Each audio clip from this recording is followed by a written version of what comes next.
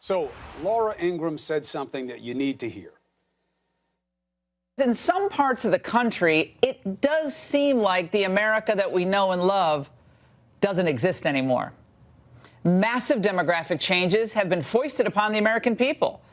And they're changes that none of us ever voted for and most of us don't like. From Virginia to California, we see stark examples of how radically, in some ways, the country has changed. Now, much of this is related to both illegal and, in some cases, legal immigration that, of course, progressives love.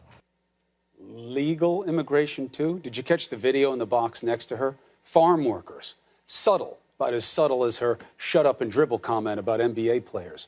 Listen, I didn't plan, but I responded to this last night. I told you the story of my family. I would not be here if Trump had his way. And there are millions like me. My story is common, not uncommon. We stand on the shoulders of giants. Ingraham talks of changes that none of us ever voted for and most of us don't like. Wrong. 84% of those surveyed in June called legal immigration a good thing. And you know what? That number should be higher. And you know who agrees with me? Trump's in-laws, Victor and Amalia Navs, better known as the parents of Melania Trump from Slovenia. They stood alongside their attorney today, who announced that their days of living in this country on green cards are over. They're now U.S. citizens. Bravo for them. Now, what the White House won't officially explain is how did those people get their green cards? We found out what the White House doesn't want you to know. That's our job. A source with direct knowledge told CNN the First Lady sponsored her parents. Good for her. That's a practice that critics, including her husband, call chain migration, something that he tweeted less than a year ago must end now, suggesting that some who come in can be truly evil. So now his in-laws are outlaws, his mother, his people where he grew up, his kids' mothers, all immigrants, all got in here in ways or with potential that he now calls undeserving.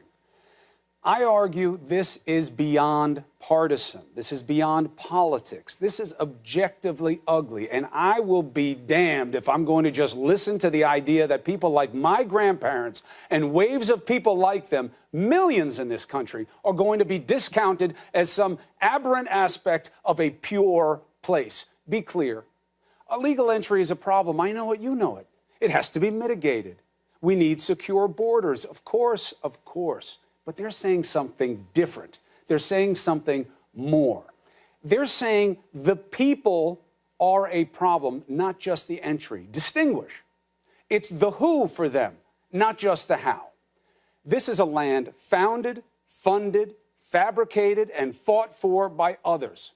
And that's America at her best. Diversity is our strength. You cannot argue otherwise if you enlist the truth.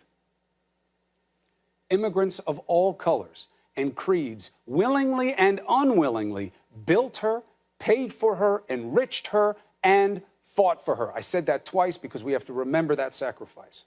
Immigrants are here to stay because that's all we are. To turn a phrase back on our us versus them friends, if you don't like what America is, you leave. America does not need to become great again. She will only become greater by being more of what she already is.